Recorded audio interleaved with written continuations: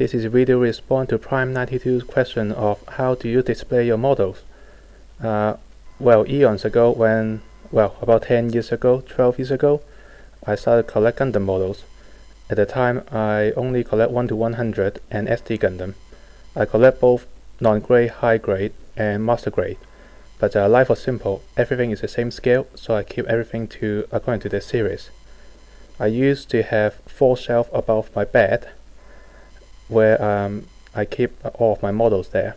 Since then, my Talk is 3 and Shining Gundam, both 1 to 100 no grade or high grade. I think they're high grade. Both of them decided to do a suicide dive onto me when I was sleeping, and both of them broke. So since then, I want to have display cabinet everywhere. But because it was my parents' place, so understandably they don't want to have a display cabinet of my own everywhere.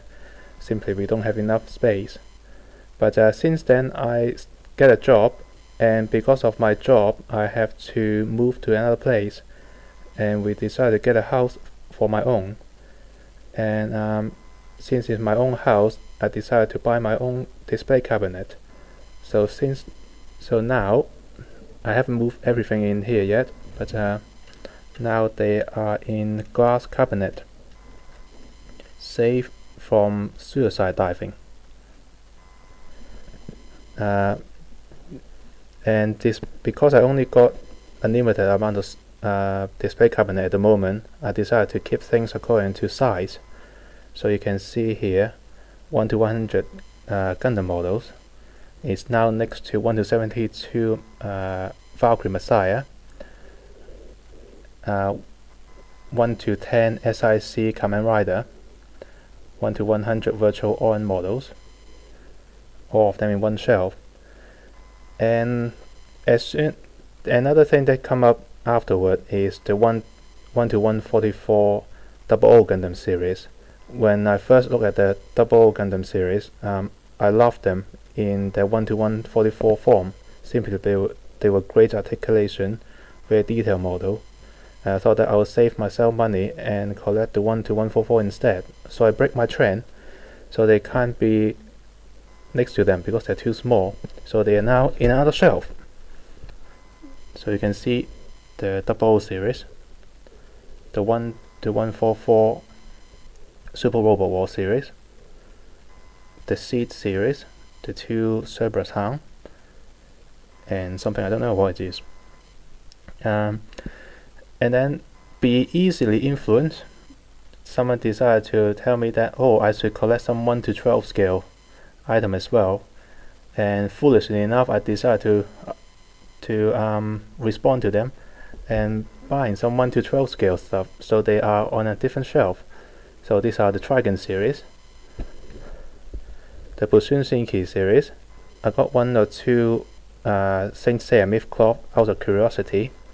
Some Frowlins, simply because they are cheap. I can't refuse a good deal. And a Figma, again out of curiosity. A lot more Bushun Shinki.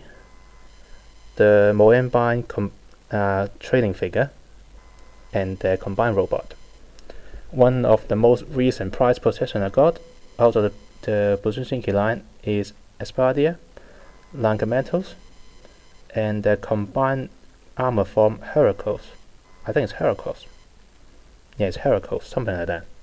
And I also got influenced by other people to buy 1 to 6 scale PVC, which fortunately end up only getting 1. I also built a resin kit, and someone influenced me to buy 1 to 6 doll and try to build my own character. Not very successful. I need to modify the clothes by myself. Not that easy, consider I never do sewing myself.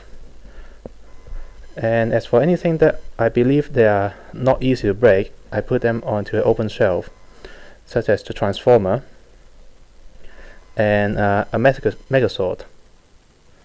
Things that people consider don't break that easily. And as a video response to your earlier question of what do you do with boxes after you build the model, well, here we are. I keep basically any boxes that are not models because they got trays to actually store their spare parts. But for models, I basically cut up the box and actually keep the cover, and any spare bits, any assembly instruction, they go into one collective box. I use basically the biggest box I have, which happened to be the Super Robot War model.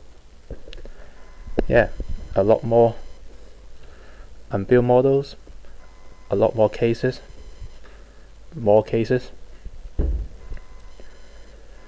unbuilt models. And here's one of my things that I thought I think I shouldn't bought in the first place. This thing was expensive at the time. The 1-to-100 Raiden, which is Kotobukiya first virtual on model they ever built. But yeah, this is basically my video response. Hope you enjoy it.